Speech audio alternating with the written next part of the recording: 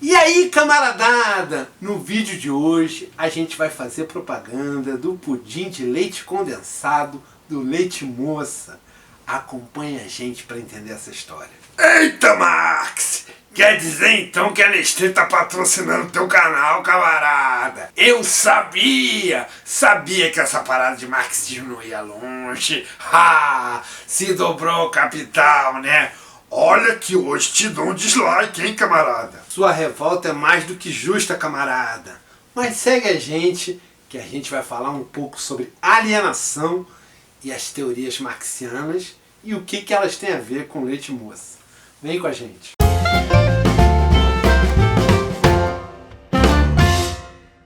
Salve, camaradada!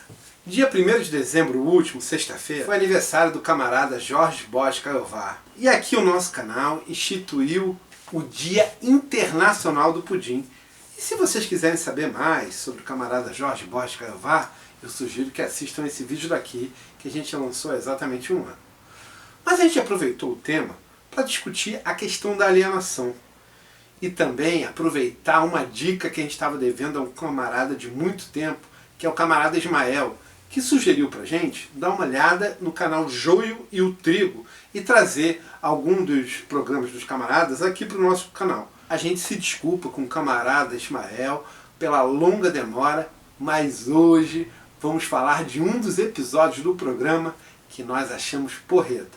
Aliás, o canal inteiro é muito bom, os camaradas de lá são camaradas de esquerda, e o foco deles é a questão da alimentação e o que o capitalismo faz com a forma como nós, da classe trabalhadora, nós trabalhadores, nos alimentemos profundamente mal para transformar a comida em fetichização de mercadoria e destruir a nossa saúde em vez de nos alimentar bem. Só que no episódio de hoje a gente resolveu falar sobre um dos programas dos camaradas, que é um programa, na verdade, de podcast, chamado Prato Cheio. A gente pegou o episódio da 3ª temporada, se não me engano é o episódio 3, em que eles falam sobre a moça do leite, o Leite Moça da Nestlé.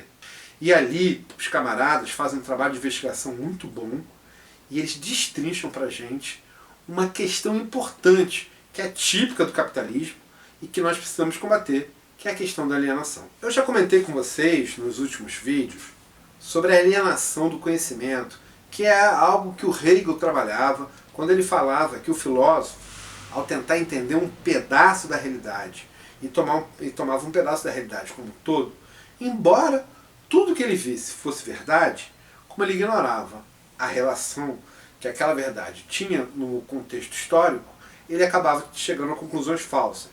Isso acontece porque o filósofo está alienado, apartado do movimento histórico. Ele não consegue entender que história é movimento.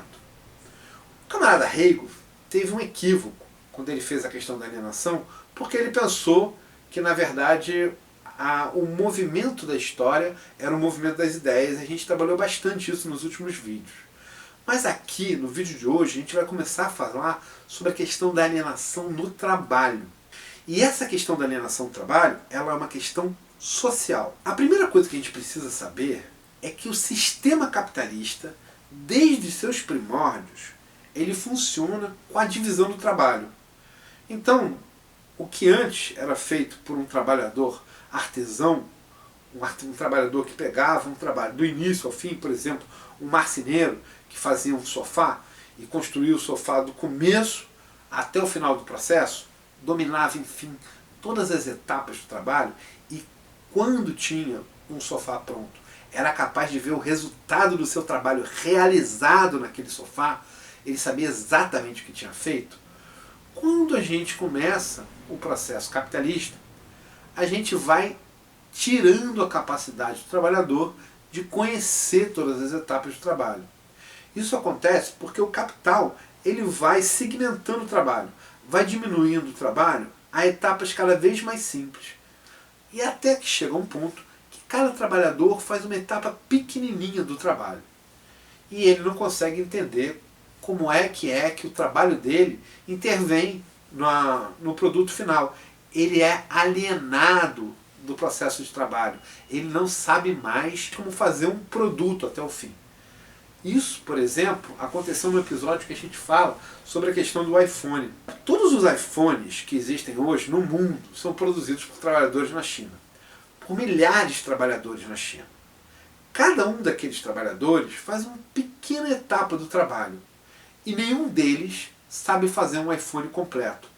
Cada um trabalha com um pedaço bem pequenininho do processo inteiro. Um pedaço que é fundamental, um pedaço que produz valor de troca no iPhone que vai ser vendido, mas que, como ele perdeu a capacidade de entender qual é o trabalho, qual é a função dele no iPhone completo, ele não sabe todo o valor que o trabalho dele gera e acaba aceitando trabalhar pelo mínimo necessário para a sobrevivência dele, que é o nosso salário. Essa é uma etapa bem comum da alienação do trabalho e que acontece em todas as empresas empreitadas capitalistas.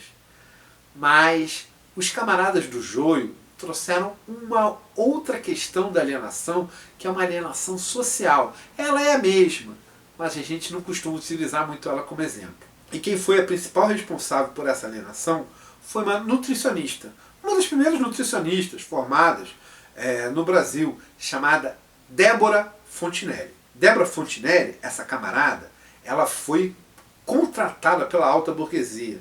No caso, uma empresa chamada Nestlé, que dominava praticamente grande parte do mercado de alimentos. E foi dado a essa camarada uma tarefa que ela executou com maestria. Destruiu o conhecimento tradicional brasileiro sobre as receitas de doce. Os camaradas do joio fizeram um trabalho de pesquisa muito bem feito e sugiro bastante que os camaradas assistam o programa deles na íntegra no canal deles. Mas aqui a gente vai comentar en passant e vamos reagir a um trechinho de um dos programas deles. Mas qual foi exatamente a tarefa da Débora Fontinelli? Bom, até os anos 50, a alimentação brasileira ela era basicamente uma alimentação tradicional, passada por livros de receitas, que iam de mãe para filha e cujas receitas eram passadas de vizinha para outra vizinha, levando em conta que nós vivíamos no patriarcado, nossa sociedade era machista, a alimentação ficava a cargo das mulheres. Nesse processo, o trabalho da Débora era substituir socialmente os livros de receita caseira pelos livros de receitas da Nestlé e gradualmente ir substituindo parte dos ingredientes ou parte do processo de trabalho por uma latinha de leite condensado, uma lata industrializada que viria a se tornar fundamental no processo de produzir doces no Brasil. Foi assim que o brigadeiro se tornou o doce nacional. O pudim de leite, tradicionalmente feito pelas receitas, foi substituído pelo leite condensado. Os camaradas do joio são muito preocupados com o esquecimento, com a forma como a alienação que a Nestlé produziu no Brasil tirou da memória nacional a capacidade de lembrar as receitas tradicionais, como eram feitos os doces de verdade antes que a Nestlé substituísse seus ingredientes por leite condensado. Algum desses doces ainda é possível se recuperar a receita tradicional, mas outros não. E a Débora Fontinelli narra um episódio que eu vou querer que vocês, camaradas, escutem comigo enquanto ela fala do joio e o trigo. Essas décadas açucaradas deixaram um sentimento agridoce na memória da Débora Fontinelli. A todo momento do papo com a Luísa, quando a Débora começava a fazer um balanço desse período da Nestlé, ela sempre trazia à tona uns sentimentos contraditórios, como se houvesse uma luta interna. Essa luta tem um episódio muito interessante que é marcada pelo encontro da Débora com o Carlos Alberto Doria, que é um importante pesquisador da culinária brasileira. E ele, quando nós nos conhecemos, ele falou: eu queria conhecer você, porque você foi a assassina do doce brasileiro de antigamente, né? E você sabe o que você fez? E eu dei um suspiro para ele e falei: eu sei, eu vou pagar no inferno por esse preço de ter transformado, de ter matado, de ter popularizado uma versão assim do doce. Quando a Débora mencionou a saudade do beijinho tradicional, que tinha uma casquinha, nós nos perguntamos: mas que beijinho era esse? Então, camaradas, a Débora Fontinelli, ela organizou durante décadas o trabalho do grande capital, da Nestlé, em substituir as receitas, que eram receitas que as cozinheiras e as pessoas, os trabalhadores brasileiros conheciam, mas substituir um pedaço importante da receita por uma lata de leite condensado.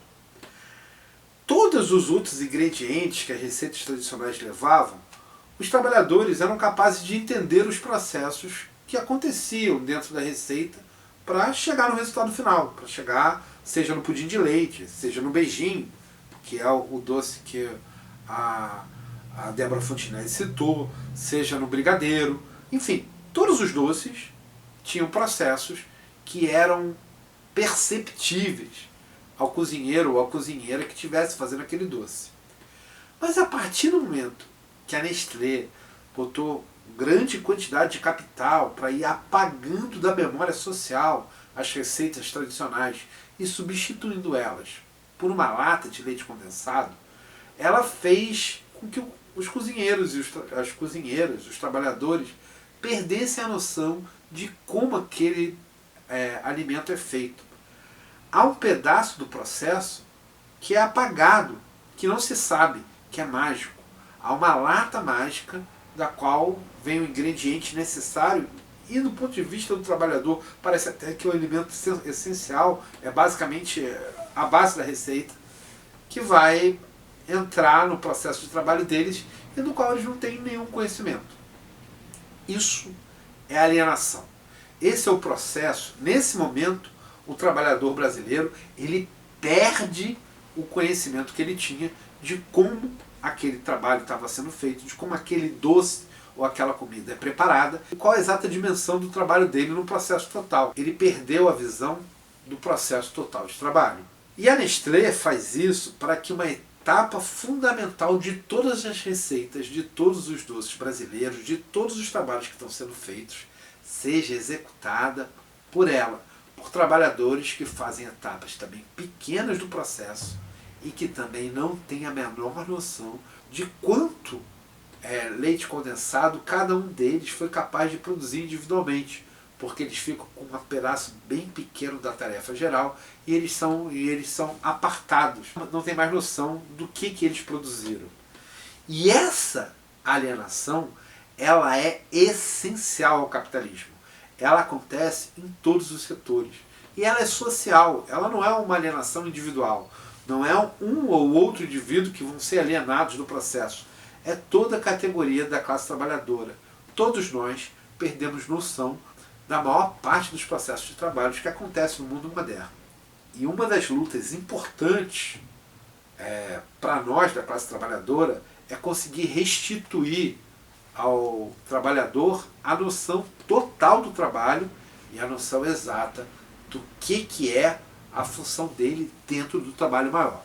A Débora Fontinelli é um pedaço pequeno no processo total que foi feito pelo capital. O capital, para alienar a classe trabalhadora, para retirar dos cozinheiros e das cozinheiras a capacidade de entender o processo, para conseguir fazer com que eles se tornem adeptos do leite condensado, abandonem seus cadernos de receitas tradicionais e acabem usando os cadernos de receita da Nestlé no decorrer da década de 50, 60, 70, 80, 90, até entrar nos anos 2000, não só tem um trabalho de propaganda massivo na Nestlé, mas existe também uma realidade social a qual o trabalhador é submetido, que é o fato de todos os homens e mulheres terem que trabalhar 44 horas por semana para a grande capital e com isso terem pouco tempo para produzir o próprio alimento.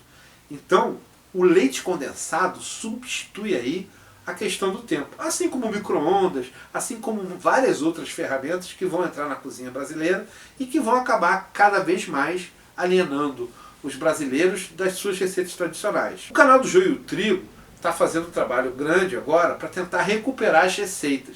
Então ele pede que todo mundo que ainda tem uma receita de vó, um caderno de receita de vó, que tenha a receita tradicional do beijinho e de outros doces que se perderam, que enviem para o canal do Joio e do Trigo. E eu sugiro aos camaradas que se inscrevam no canal, porque é um canal porreta e trata a questão da alimentação de uma forma muito, muito, muito importante para nós. E a nossa tarefa é romper os processos de alienação do capital, denunciar o que o capital faz e mostrar para a classe trabalhadora que a única solução para todos nós é a emancipação da classe.